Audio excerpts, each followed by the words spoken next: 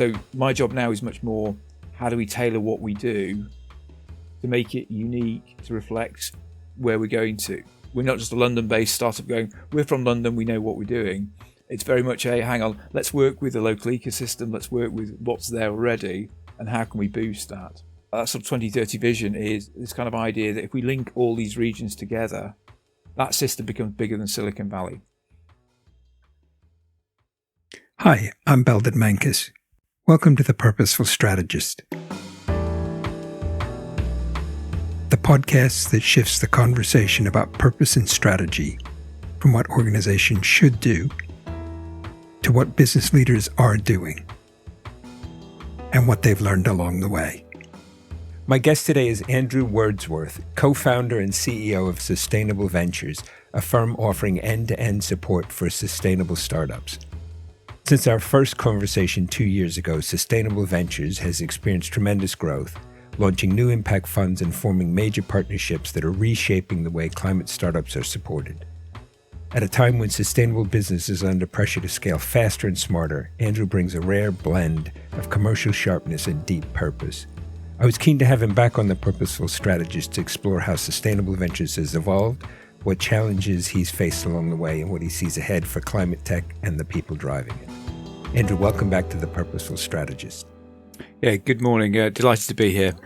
I know in the last episode we covered a bit of the history and all, but maybe you could just give us a quick sense of what Sustainable Ventures is now and where, both physically and kind of economically, where it is. And then maybe we can get into what's been going on recently and where you're headed from here. Yeah, so since we last spoke, we still have the same overall vision of developing commercial solutions to the challenges of climate change and resource scarcity. That remains unflinching. What has changed is we've recently hit our initial mission of supporting over 1,000 climate tech companies.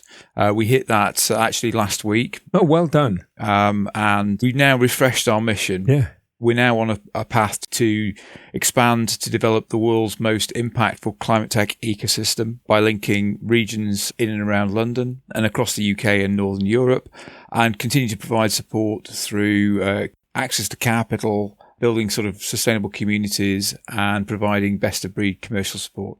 That sounds like such a huge endeavor, and you've used this term ecosystem. So I want to kind of explore what that means. So maybe we can kind of talk about where your footprint is geographically, and to some extent, kind of why did you go for geographic expansion rather than, for example, saying, great, I'm in a cluster, I just want to build that cluster out? Yeah, I mean, I think whilst London, which recently announced as the number one site across Europe for developing climate tech startups, we recognise that the formula we've got of providing capital, support and so on, and delivering basically sort of what we call a survival rate, which is 85% of the companies we work with are still trading on the 5th anniversary, which is roughly twice the UK average for startups. But we recognise that all the best climate tech startups were based in SE1. And through our investment activity, we'd seen some amazing climate tech startups based across the rest of the UK. So we wanted to take our package of support to help accelerate the development of those climate tech businesses to where companies were actually based. So now we've got our second workspace is open in Manchester. We're looking at our third one in Glasgow. We also have a presence in Birmingham, in Bristol and Cambridge, which basically gives entrepreneurs wherever they're based in the UK access to capital, to our corporate partners and the rest of sort of the wider ecosystem. If you don't mind, maybe we can just zoom in a little bit on, there's a couple of things you've done there, decisions you made, kind of restating the purpose and also making some strategic decisions. Could you just walk us through how that happened? Who got involved? What triggered it? How did you make the decisions? Those sorts of things. Yeah, so the first one was actually probably was ongoing at the time we last spoke. So 18 months ago, we finally took external investment into the business. We'd basically been bootstrapping for about 12 and a half years. So we took a £3 million investment round led by Barclays Climate Ventures, which is a balance sheet fund. And we've used that money to basically drive the expansion across the UK. Previously, we'd never had more than 3 months' money in the bank, so that sort of limits your appetite for growth. That must let you sleep a little easier at night. Indeed. That's also sort of brought sort of professional VCs onto the board. So we're a much more sort of structured company now, rather than just being I would say a scruffy startup. We sort of moved to a proper scale-up side of things. We recognise the potential across the UK, and we basically need to establish sort of mini ecosystems in each of the major regions. So one of the things that I know is quite unique about the kind of climate tech sector, but you have to involve, governments, investors, you have to involve corporates, all these different stakeholders, sort of other sort of ecosystem builders, often sort of generalists. So what we do effectively at the heart of this 1,000-strong community of companies we've directly supported. But I guess our sort of main role is we basically sort of link those companies to sort of larger organisations, whether that's a kind of a regional authority looking to create jobs in the region and growth, whether it's a corporate looking for solutions to deliver their own net zero strategy, whether it's investors looking for investment opportunities. We basically are kind of an aggregator. We provide that translation between those large organisations and numerous sort of small sort of startups and scale-ups. That sort of facilitator role and that aggregator role is really coming together quite well. If I understand it right, you must have certainly several hundred organizations, startups, scale-ups that you've worked with that are still going. Are most of them still kind of in that sort of the scruffy stage you were talking about that you've moved out of, or are they themselves getting to a point where they're professionalizing and really picking up some scale and all the rest of that? Yeah, I think certainly over the last 4 or 5 years, the sector has really matured. So we are starting to see some real sort of scale-ups coming through. I guess even when we last talked, our centre of gravity was very much at that kind of startup stage, kind of almost, I would say, pre-Series A. I'm being kind of lazy by referring to investment rounds. But we're now seeing some really impactful companies such as Satellite View that do sort of thermal imaging from satellites in space. Heat Geek, they've got an app that will evaluate your house for like heat pump installation. Then they train sort of plumbers to then do the installation as well. So we've seen some really sort of strong entrepreneurs really expanding those businesses. This may be more a display of my ignorance than anything else. But just as you were talking about those examples, what strikes me is I guess I had sort of assumed that most climate tech was, wind farms and things related to wind farms and solar and kind of feeding from there into the grid system. Whereas you just talked about, a number of things that fit in lots of different places, that it's not just one or two big technologies that are going to drive this, but actually lots of creativity that apply to all sorts of different issues. I mean, is that a sensible view of where you're actually at? Yeah, I mean, I think one of the joys of doing what we do is the sheer variety of companies we work with. It's about sort of GB Energy, it's about offshore wind, these sort of big box technologies. But even within, say, the offshore wind sector, we sort of invest and work with companies that are basically working in the supply chain. So, so if you build an offshore wind platform, you have to do annual inspections of the foundations, you have to do annual inspections. And we're seeing some tech companies coming through that are basically sort of really reducing the cost of those things. And obviously over a 20-year lifespan, people focus on the actual sort of the wind turbines and the sort of capex up front.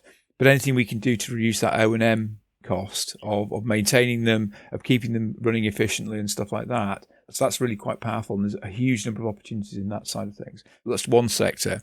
So we sort of talk about sort of future energy, which is sort of, just in the energy sector, it's the kind of decentralized, digitized energy. So where you've got solar panels on your house, and sometimes you're using your own energy, sometimes you're exporting that energy. And that creates a huge number of sort of innovation challenges around the grid management and so on. And so we're seeing a whole load of technologies coming through, from sort of smart transformers all the way through to sort of software companies that are optimizing grid balancing, that are really thinking about the system as a whole. It's quite fascinating. I've just been looking at grid scale battery storage. We're looking at making an investment into that area. So that's another huge opportunity that, again, beneath the surface is a whole load of other things that are sort of balancing and making sure the power is reliable. Yeah. You use this term ecosystem a number of times and kind of talked about what that means. It sounds anyway like it could make decision-making for yourselves a lot more complex? Or is it, no, actually not. If I could put it this way, we're a bit more of a dating agency. We're here to make sure people have opportunities to meet. A lot of the complexities in the dates they go on and the conversations they have, that's not really quite what, you're not trying to manage it all. You're just trying to get the right people talking. Yeah. So, I can give you an example. We've launched a project which is called Bridge AI. So that involves Nestle as a kind of corporate partner. We've got Howard Tennant, who are a transport operator. We've got Google Cloud underpinning on the AI side of things. And then a couple of companies, one called Zest, which is sort of a technology that sort of matches food waste, and Bristol Electric, which have developed a smart electronic truck. And broadly speaking, that project is part funded by Innovate UK. So again, it's bringing together sort of corporate investment, public sector investment, startups with innovative solutions, and underpinning that with sort of obviously Google Cloud, massive sort of tech company, getting involved in providing the infrastructure and the AI. And so is Sustainable Ventures kind of orchestrating all of that, going to Nestle and going, do you want to do this, going to Zest, do you have to orchestrate all that, or do you just kind of give people a way to find the opportunities that match up for them? One seems just almost mind-bogglingly complex.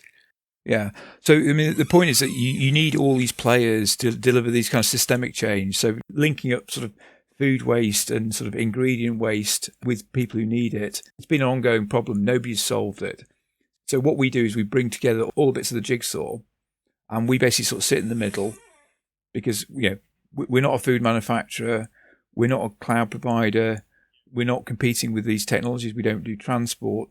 So therefore, we can credibly partner with all these organizations and basically bring them together. Obviously, everybody needs to work together. Almost we're kind of project managers. We also obviously wrote the bid into Innovate UK to secure the private sector funding. So looking at these kind of systemic changes, particularly enabled by AI, we're now in a position where we can sort of solve these problems that have been around for, let's say forever. And if you look at every single sector, whether it's sort of the hydrogen economy, sort of high temperature processing, whether it's maritime, look across the whole UK economy, energy and carbon is inherently in every single sector. So this is an economy-wide opportunity, I would say, for us to sort of bring together the tech and these sort of stakeholder players. I can imagine a number of different possible answers to what I'm going to ask next, but equally I have no idea which might be right. AI, clearly a big topic. A lot of people thinking it's going to revolutionize everything. Others thinking it's, 95% hype. What does AI bring that's sort of the magic sauce that you couldn't really get there without? Yeah, as with every sector, it goes in trends, and we still see a lot of pitch packs that just write AI as a kind of buzzword. Right. So we've been working with Cambridge University, the Judge School there, basically sort of analyse what does that actually mean for climate tech. And we've got basically developed what we'd see as a kind of a pyramid. So the first level is where you're using AI to sort of improve operational efficiency, which is what we're doing ourselves. So I use it every day in terms of writing material, analysing investment cases, things like that. And we're seeing that almost, every single climate tech company needs to be doing that sort of level. The second level is where people are really sort of using it to sort of accelerate their progress. So we've got a couple of examples, a company called Deep Blue Biotech, using cyanobacteria, replacing sort of petrochemicals. And they've basically taken 6 months off their development cycle.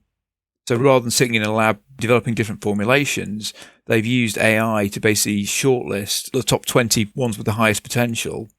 And then they can just focus on that rather than sort of the traditional way of doing things. I guess at the top level is satellite view. The thermal imaging they're getting from mapping every building on the planet 18 times a day. That generates a huge amount of data that you absolutely have to have AI. So their business would not exist without AI. Sort of codifying that and turning that sort of data into valuable information for their clients and customers. We've got a partnership with Google Cloud. And I think if you talk to sort of a cloud provider, they would normally say, actually, it's about sort of data, it's about software companies. What we're showing is a company called Strawberry Energy that make solar-powered benches. So basically, you might say, hang on, this is a company that makes sort of benches. Where does AI fit into that? But actually, those benches can power air quality monitors, they can measure footfall across whole boroughs and whole sort of cities. So they're collecting a huge amount of data. Then they can sort of monetize that. We're about to publish a white paper on this. Obviously, climate tech and resource scarcity needs hardware, needs materials. AI will have the biggest impact, not on software companies, but actually accelerating the progress of these hardware companies as well. That's really interesting. And, one of the questions that comes to my mind around all this is, how do you decide who you're going to work with? How do you put the ecosystem together? Obviously, certainly on our workspace, I sort of summarize it basically, if you're not solving climate change, you don't get in the building. You get a general tech company comes and say, I really want to come in. And it takes great courage to say, no, you're not adding to the community. You're not mission driven. You're not tackling these environmental problems. But to be honest, we are at 99% capacity. Our churn rate is less than 5%. So people come, stay, stick around. Not because we have the poshest desks and stuff like that, but it's the community and the fact that they're in the coffee shop, they're talking to people who are not competing with them, but actually have a common mission. They're all there for building a business that will help mitigate climate change. Yeah. I have been to your facility in County Hall.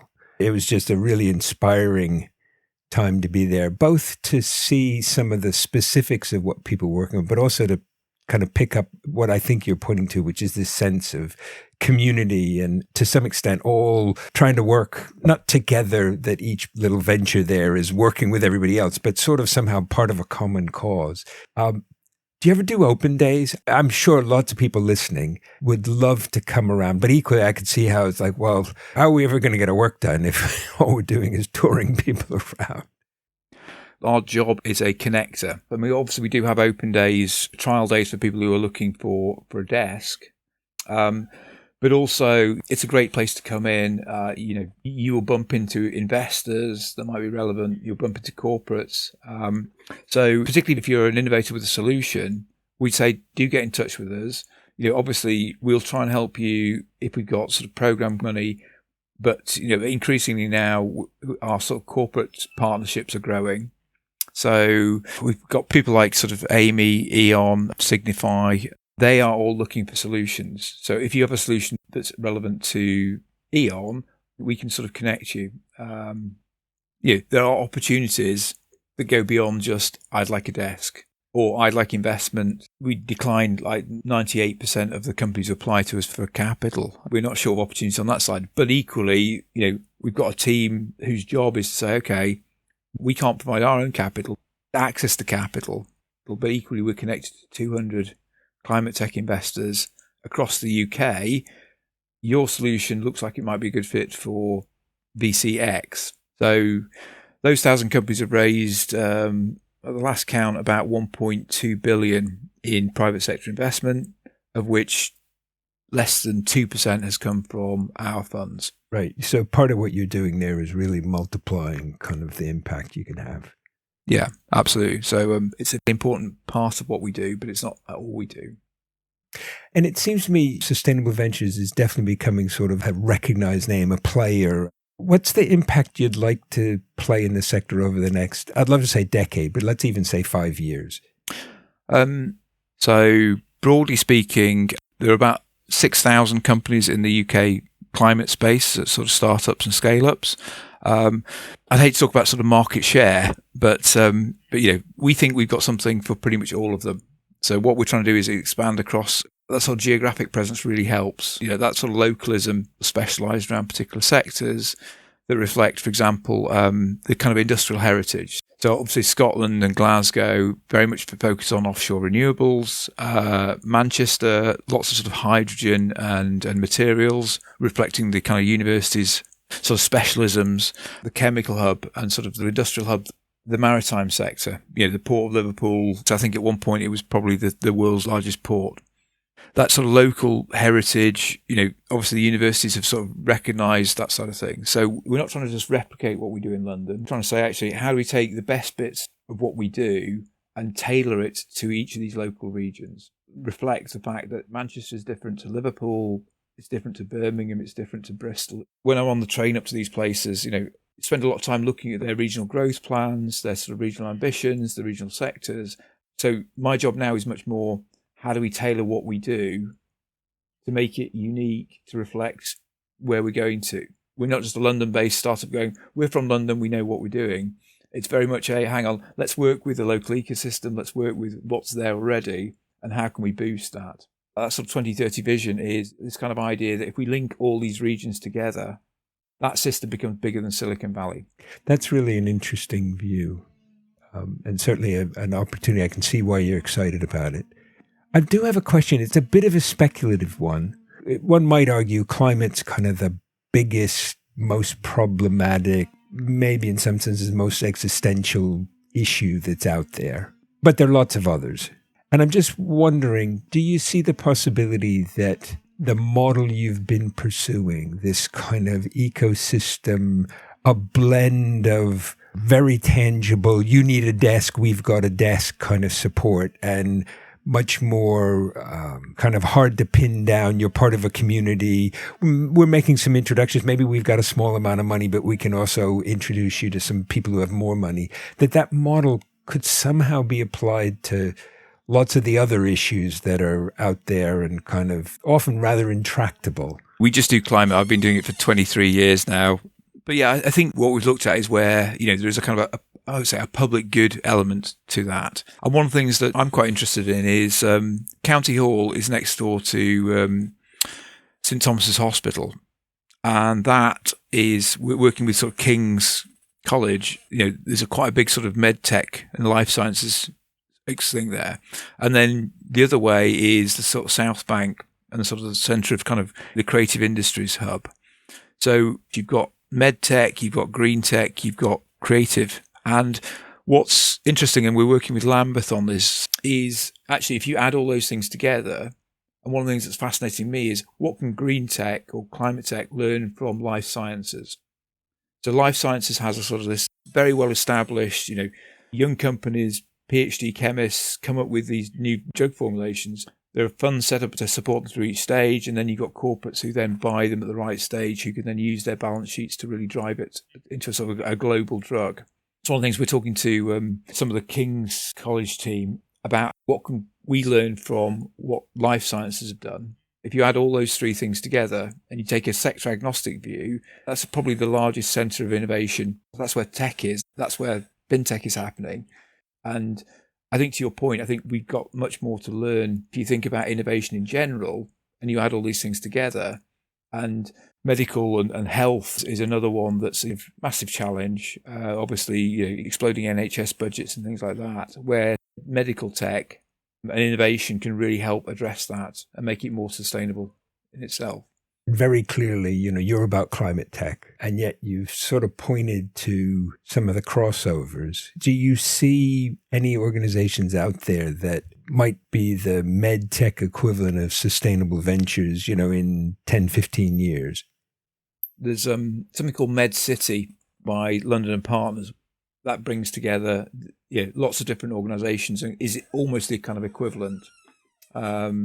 That's been very well established and works across all the universities across London, the GLA, hospitals, universities, all these people together. I haven't seen anything in health, certainly a kind of private sector organisation that is our equivalent. So perhaps an opportunity for somebody. Yeah, I think so, yeah. I'd like to think so. At one level, I'm a little bit testing. Are you tempted to go I know you said that, we're about climate tech, but are you actually personally thinking, well, I don't know. There is obviously an overlap between sort of health and air quality, for example. There are some overlaps between sort of healthy living and sustainable living. Maybe we could just do that and actually create an equivalent. I don't know. I think since we've had the investment, the main message I'm getting from our board is focus. Of course. Yes. Which is very sensible guidance. Well, I'm sure it is. My read is that you're an innovator, you're a creator, you're a grower. And in my experience, those sorts of people, particularly if they're at the top of an organization, often need to be told, no, that's all great, but focus. Yeah. Sometimes a hard message to take because you see all the things you could be doing that you have to give up. Yeah. How we've addressed that is we go through this sort of partnership model. So we can say we will never be a legal firm. We see the demand from our sort of customers, if you like, which are the sort of startups and scale-ups, saying, can you give us some advice on this whole thing? Whereas there are a huge number of firms that, are really, really good at giving legal advice. We'll never be an IP lawyer. There are some great people we've worked with who are, excel in this area, have the specialist. Our job is basically to link up and they will deliver it for you. So that means that all we're doing is moving much more towards kind of relationship manager. We've got about sort of 15 or so people in the organization whose main job is to talk to the entrepreneurs, to understand what they need and find solutions. But we recognize that we don't have to be the people delivering all those solutions. So we will say you can get access to their voucher program, you can get access to their technical support. We use their software, we use their systems, we use their AI tools. And therefore it's authentic. We can then say, and we recommend you do that. Yeah. I should recall from the last time we spoke, but I don't right now. What's kind of your revenue model? Because it sounds like you're doing a lot of different things. And particularly when you're talking about the law firms, you're sort of pointing people in that direction rather than saying, well, we can do that. We'll get the revenue. Thank you. How does all that work? So there's three main bits of the business. The VC fund, the fund bit is probably the easiest to understand. It's sort of classic, sort of not kind of 2 and 20 type of model. The workspace is a cash business, so we don't take sweat equity. We obviously collect monthly rents off the people, our tenants. The SME and the consulting bit is where it gets slightly interesting. So consulting bit has 3 arms: direct support to SMEs, and that includes sort of a finder's fee. So when we refer people to our partners, we'll say, that's great. Can we have 10% of your first year's fees? Which means that they don't have to, do their business development. We also are still doing increasing number of sort of what we call programs, which is where we work with the GLA or the regional authorities, London partners, where they basically use business support. Obviously, the business support grants are still going, UK Shared Prosperity Funds. They then pay us, and that allows us to give free advice, particularly to early stage companies who need that professional advice, but will not pay for it, or don't have the money to pay for it. And then the third arm is the corporate innovation arm. We're sort of working with corporates, either because they want access to our ecosystem, because they want to bring those customers on board, or where they are looking for innovation they can use in their own operations. Nestle is a good example of that, where they want to reduce their ingredients waste. They want to actually monetize your cocoa powder that you don't need. What can I do with that? How can I get value from that? And then the third category are where people are looking to expand their own sort of product sets as well. Company like Schneider, for example, or Nitto-Denko are saying, look, these innovations, actually, we're looking for the next generation of products that we can then use to sort of sell to our own customers. It's quite interesting because obviously, particularly large multinational corporates often have a sort of different mix of these things. But equally, the vast majority of corporates are still committed to that net zero journey. Yeah. I just have the sense that at least the people I talk to, most of the business leaders know that something has to be done. Just almost as human beings, they don't want to be somebody who says, well, that was my headache and I didn't pay any attention to it. I just stood by and let it all happen. That they recognize, just as people, they need to be in the game. Yeah, absolutely. I think there has been some ESG and greenwashing and stuff like that. I think consumers are now increasingly calling people out on that. Is quite challenging at the moment. The sort of the noise coming from the US, but equally, nothing lasts forever. And most corporate CEOs go, look, we do need to get on and start thinking about this. We're seeing the centre of gravity moving, and certainly in climate tech, moving from the US, moving towards Europe.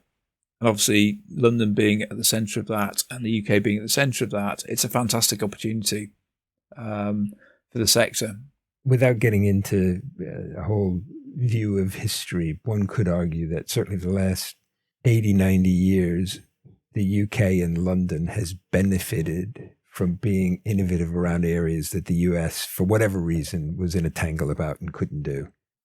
The industrial strategy, I think, recognises that. London growth strategy recognises that. The sectors they're picking up are where actually the UK does have an advantage. Particularly as we see AI and climate tech starting to blend into one. So those are two of the biggest sectors. Obviously, life sciences as well It's quite exciting to see this could be the future of the UK.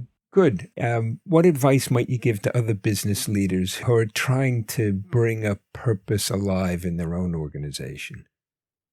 First off, although we're evolving quite rapidly, that kind of North Star of understanding what your purpose is and saying we just do climate tech, we do commercial innovation, we support, that is really, really important to have that sort of statement. We've moved from a numerical target, which in 2019 when we set it, I thought it was going to be absolutely impossible to hit, now to actually what's the sort of next phase. That's really important. The other one is, again, come back to that kind of North Star core purpose. Although we do lots of different things, the heart of it is those climate tech entrepreneurs. In some ways, we are enabling those people to deliver impact and deliver financial returns. Their success is our success. And therefore, everything we do needs to move a climate entrepreneur further and faster along that journey. So just having that as a kind of core, I guess, a litmus test. And if it isn't benefiting the entrepreneurs, we don't do it. And that keeps us kind of mission aligned and locked up in terms of purpose. So the example I give there is corporate innovation. So we work with corporates because they buy stuff off our entrepreneurs, they invest into entrepreneurs, and they acquire entrepreneurs. Yes, I'm deeply sympathetic to a FTSE 100 company needing to sort of deliver its own net zero, but actually, that's not our problem. Sure. And it sounds like, to some extent, the strategic choices you need to make, they become so much easier when it's like, well, does it do this? Does it accelerate entrepreneurs and their ventures? Because if it doesn't, like you say, we're not doing it. So all of a sudden, we could be thinking about, a very wide set of things. But actually, even if it's still pretty complex and there's lots of trade-offs to make, it narrows it down pretty quickly. Like you say, if you're not about climate tech, you don't come in the building. That kind of customer-centric model is listen to the entrepreneurs, listen to what their problems are. Can we solve them? If we can't solve them, do we know somebody else who can solve them? I kind of use this term virtual co-founder, and that's kind of what SV is trying to be. Being an entrepreneur, everything goes wrong all the time. Yes. I can pick up the phone and go, Sustainable Ventures, I've got this problem. Any ideas on how I can solve it? That's great. One last question for you then, Andrew. And it's really, is there anything we haven't talked about that you'd like listeners to know, either about Sustainable Ventures or maybe some of the startups you work with? People need to remember that climate change is this fantastic economic opportunity. It's a once-in-a-generation opportunity to change everything. Too often, politicians talk about the cost and say, we can't afford this, it's a cost of living crisis, we can't afford to invest into this. It's an investment. It's not a cost. All the sort of economic studies say that GDP will be higher in 2050 because we've moved to this opportunity. Already solar is way cheaper than the fossil fuels in most parts of the world. We sometimes forget, we talk about the cost of reducing carbon. We forget the economic benefits that are stemming from cheaper energy, the reliability that comes from not relying on Russian gas. All these different things will start to come through. And it's fantastic. The UK government finally had the bravery to stand up and say, net zero is in our DNA. And I believe the UK government gets that. And we're very proud that the Deputy Mayor last week described Sustainable Ventures as the epicentre of that climate growth within London. We're very, very proud to contribute towards that economic benefit. We're very proud of the jobs we're creating. The green sector grew by 10% last year. If you want growth, real economic growth, abandon the old industries and move into the new industries. And you will start to see that higher productivity, higher wages, all the things that go with green growth. Yeah. Oh, and also, we won't burn the planet. Let's remember why we were in this in the first place. Exactly, yeah. Andrew, it's been really great to hear where you've gotten to and also to kind of get a picture of where you're headed next. So thank you for joining us. I hope that at some point, 18 months, another couple of years down the road, we can maybe have you back and hear about whether you did go into some kind of med tech thing or not. Brilliant. Yeah, well, thank you. It's been a really enjoyable conversation as always. Thanks so much. So yeah, look forward to catching up soon. Thanks. Bye.